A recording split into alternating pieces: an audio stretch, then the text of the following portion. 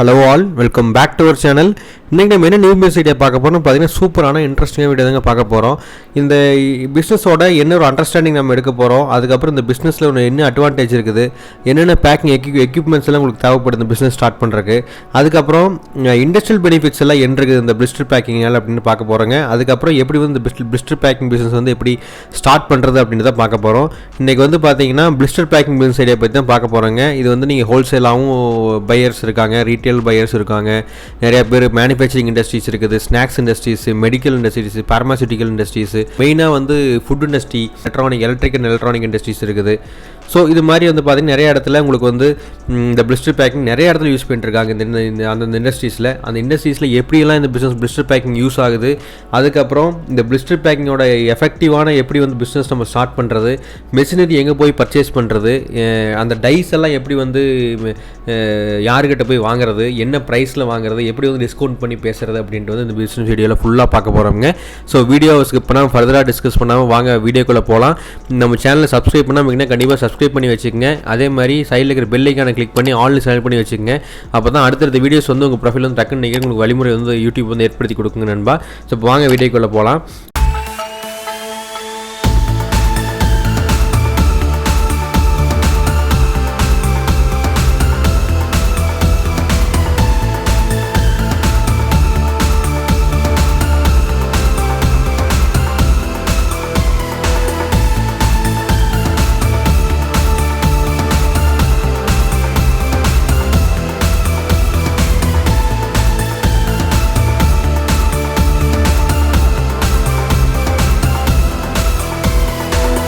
First வந்து understanding பார்த்தீங்கன்னா, உங்களுக்கு வந்து பிஸ்னஸ் ஒரு அண்டர்ஸ்டாண்டிங்னு பார்த்தீங்கன்னா, பேசிக்காக ஒரு ப்ராடக்ட்டை ஒரு வெர்சடைலாம் சீல் பண்ணி பார்த்தீங்கன்னா, ப்ராடக்ட் வந்து ஃபினிஷட் குட்ஸாக மாற்றி எப்படி கன்வெர்ட் பண்ணி கஸ்டமர்ஸை கொண்டு சேர்க்கறது அப்படின்ட்டு ஒரு இது.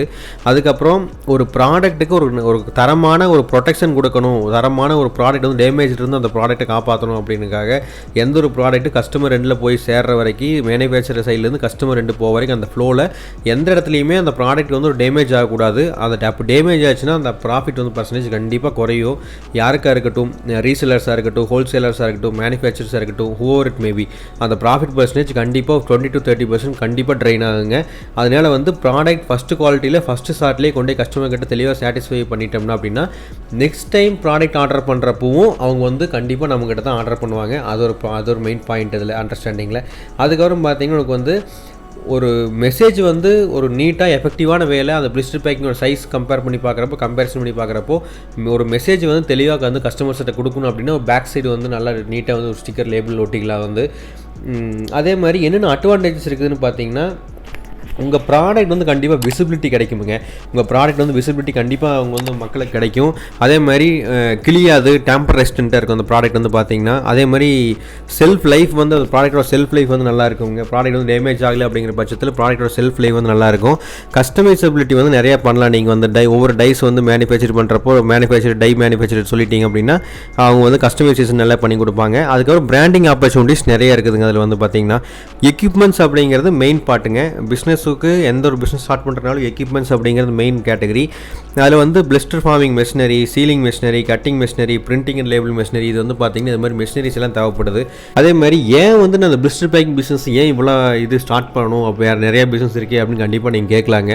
பிளிஸ்டர் பேக்கிங் பிஸ்னஸ் ஸ்டார்ட் பண்ணுறது படி என்ன பெனிஃபிட்ஸ்னு பார்த்தீங்கன்னா, இண்டஸ்ட்ரி பெனிஃபிட்ஸ் எல்லாம் ஃபஸ்ட்டு பார்த்துருவோம். என்னென்னு பார்த்தீங்கன்னா, உங்களுக்கு வந்து ஒரு மெடிசன் இருக்குது, ஒரு டேப்லெட் இருக்குதுன்னா அந்த டேப்லெட்டில் ப்ரிசைஸான டோசிங் வந்து அந்த மெடிக்கேஷனுக்கு உண்டான ப்ரொடெக்ட் பண்ணி எக்ஸ்டர்னல் எலமெண்ட்ஸ்லேருந்து ப்ரொடெக்ட் பண்ணி ஒரு ப்ரிசைஸாக வந்து டேப்லெட்டை சேஃப்கார்ட் பண்ணணுன்னா கண்டிப்பாக அது பிளிஸ்டர் பேக்கிங் மட்டும் தான் முடியும். ஒன்று, ஏன்னா அவங்க டேப்லெட் இண்டஸ்ட்ரி அப்படின்னு பார்க்குறப்போ உங்களுக்கு வந்து பார்மாசூட்டிக்கல் டேப்லெட் அப்படின்னா அவங்க அந்த பிளிஸ்டர் பேக்கிங் மட்டும் வேறு எதுலையும் போக முடியாது. ஒன்று.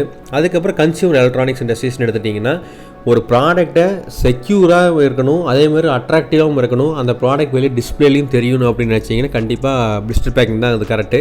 அவங்களுமே அந்த இண்டஸ்ட்ரி விட்டு வெளியே போக முடியாது. அடுத்தது காஸ்மெட்டிக் இண்டஸ்ட்ரி ஆப்வியஸாக தெரியும், அது பிளிஸ்டர் பேக்கிங் தான் மெயின். அது வந்து அந்த ப்ரிசர்வேட்டிவ்ஸ் வந்து கண்டிப்பாக காஸ்மெட்டிக்ஸ் அப்படின்னாலே கண்டிப்பாக அது எல்லாமே ப்ரிசர்வேட்டிவ்ஸ் தான். ப்ரிசர்வேட்டிவ்ஸில் வந்து ஆட் பண்ணியிருப்பாங்க. அதில் வந்து உங்களுக்கு வந்து அந்த ப்ரிசர்வேட்டிவ்ஸ் வந்து நல்லா இருக்கணும் அப்படின்னா உங்களுக்கு வந்து கண்டிப்பாக பிளிஸ்டர் பேக்கிங் தான் கரெக்டு. ஏன்னா உள்ள ஏர் டைட்டாகவும் இருக்கணும், மீன் டைம் உங்களுக்கு வந்து இப்போ அதை ப்ரிசர்வ் பண்ணி வச்சுருக்கணும். ஹெல்ப்ஸ் டு ப்ரிசர்வ் அப்படிங்க சொல்லுவாங்க. ஸோ அது வந்து ப்ரிசர்வ் பண்ணி வச்சுருக்கணும். அதெல்லாம் கண்டிப்பாக பிளிஸ்டர் பேக்கிங் தான். அடுத்த இண்டஸ்ட்ரி வந்து பார்த்திங்கன்னா ஃபுட் இண்டஸ்ட்ரியில் மெயினாக யூஸ் பண்ணுறது இப்போ ரீசெண்டாக பீடா யூஸ் பண்ணுறாங்க, அதுக்கப்புறம் ஜூஸஸ் யூஸ் பண்ணுறாங்க, அதுக்கப்புறம் ஸ்நாக்ஸ் ஐட்டம்ஸ் யூஸ் பண்ணுறாங்க, அது மாதிரி ஆர்கானிக் பவுடர்ஸ் எல்லாம் யூஸ் பண்ணுறாங்க, சுகரு ஜாகரி அது மாதிரி எல்லாம் நிறைய ஐட்டம்ஸ் வந்து பார்த்திங்கன்னா பிளிஸ்டர் பேக்கிங்கில் வந்துருச்சுங்க கரண்ட்டாக. ஃபார் எக்ஸாம்பிள் ஹோட்டலில் சாப்பிட்டு வெளியே வர்றீங்க அப்படின்னா அந்த இடத்துல பீடா ஒன்று சிறுசாக வச்சுருப்பாங்க, அதெல்லாம் பிளிஸ்டர் பேக்கிங் தான். அதுக்கப்புறம் ஃபுட் இண்டஸ்ட்ரியில் ஸ்க்ரப்பர் பேக்கிங் வரும். ஸ்க்ரப்பர் பேக்கிங் நீங்களே கடையில் பார்த்துருப்பீங்க, ஸ்காட்லாம் பார்த்துருப்பீங்க, அது மாதிரி மெரைனா பார்த்துருப்பீங்க. அது மாதிரி நிறைய டைப்ஸ் ஆஃப் ஸ்க்ரப்பர் பேக்கிங் வந்து பார்த்திங்கன்னா ஸ்க்ரப்பர் ஃபுல்லாகவே பார்த்திங்கன்னா பிளிஸ்டர் பேக்கிங் தான். ஸோ அதே மாதிரி அடுத்த இண்டஸ்ட்ரி டாய்ஸ் அண்ட் கேமிங்ஸ்னு பார்த்தீங்கன்னா ஒரு பெரிய கார்ட்டூன் பாக்ஸில் ப்ரௌன் பாக்ஸில் போய் டாய்ஸை வந்து டிஸ்பிளேல நீங்கள் வைக்க முடியாது கடையில். அதே மாதிரி பிளிஸ்டர் பேக்கிங் இருந்துச்சுன்னா உங்களுக்கு எப்படி இருக்கும்? பிளிஸ்டர் பேக்கிங் இருந்துச்சுன்னா ஒரு சைடு அட்டை இருக்கும், கார்போர்ட் ஷீட் இருக்கும், இன்னொரு சைடு பார்த்தீங்கன்னா பிளிஸ்டர் பேக்கிங் இருக்கும். நீட்டாக வந்து உங்களுக்கு டிஸ்பிளேல வைக்கிறதுக்கு தெளிவாக இருக்கும் ப்ராடக்ட்ஸு. ஸோ அது மாதிரி பிளிஸ்டர் பேக்கிங் அப்படிங்கிற இண்டஸ்ட்ரி தெளிவான இண்டஸ்ட்ரிங்க. கண்டிப்பாக ஒரு நல்ல க்ரோத்தான இண்டஸ்ட்ரி பிளிஸ்டர் பேக்கிங் வந்து. அது பிஸ்னஸ் ஸ்டார்ட் பண்ணுறதுக்கு முன்னாடி நீங்கள் வந்து மார்க்கெட்டை ரிசர்ச் பண்ணுங்கள். Most of the market research நம்ம இதிலேயே சொல்லிட்டோம். அதுக்கப்புறம் உங்கள் ஏரியாவில் மார்க்கெட் எப்படி இருக்குது, எத்தனை பேர் பையர்ஸ் இருக்காங்க, ஹோல்சேலர்ஸ் எவ்வளோ இருக்காங்க, ரீசேலர்ஸ் எவ்வளோ இருக்காங்க, நம்ம அண்டர்ஸ்டாண்ட் பண்ணிவிட்டு அதுக்கப்புறம் பிஸ்னஸ் பிளான் பண்ணுங்கள். ரெகுலேட்டரி கம்ப்ளைண்ட்ஸ் எல்லாம் பார்த்துக்குங்க, என்னென்ன சர்டிஃபிகேட்ஸ் வேணும் அப்படின்ற மாதிரி மார்க்கெட்டிங் அண்ட் சேல்ஸ் வந்து நீங்கள் பார்க்கணும். அதுக்கப்புறம் ஃபைனலாக கன்க்ளூட் பண்ணணும் அந்த வீடியோ அப்படின்னா, உங்களுக்கு வந்து ஒரு வெர்சடைலான இண்டஸ்ட்ரி, ஒரு எஃபெக்டிவ் பேக்கிங் சொல்யூஷன் கொடுக்கணுன்னா கண்டிப்பாக பிஸ்னஸ் பேக்கிங் கண்டிப்பாக தேவைப்படுங்க. அதே மாதிரி இது வந்து பார்த்திங்கன்னா மேனுஃபேக்சர்ஸ் ஆகட்டும், கன்சியூமர்ஸ் ஆகட்டும், கஸ்டமர்ஸ் ஆகட்டும், ரெண்டு பேருக்கு பெனிஃபிட் தான். மேனுஃபேக்சருக்கு பார்த்திங்கன்னா அதிகமான ப்ராடக்ட் சேல்ஸ் பண்ணலாம். கஸ்டமர்ஸுக்கு பார்த்திங்கன்னா அவங்க பண்ணுற ப்ராடக்ட் வந்து தெளிவாக வந்து அவங்களுக்கு வந்து டிஸ்பேச் ஆகி கிடைக்கும். அதே மாதிரி ஒரு கரெக்டான மிஷினரியில் கரெக்டான எக்யூப்மெண்ட்டில் இன்வெஸ்ட் பண்ணுறீங்க அப்படின்னா மட்டும்தான் உங்களுக்கு வந்து ஃப்யூச்சர் பீரியட்ஸில் ரிப்பேரிங் இஷ்யூஸ் எதுவும் வராது, மெயின்டெனன்ஸ் இஷ்யூஸ் எதுவும் வராது.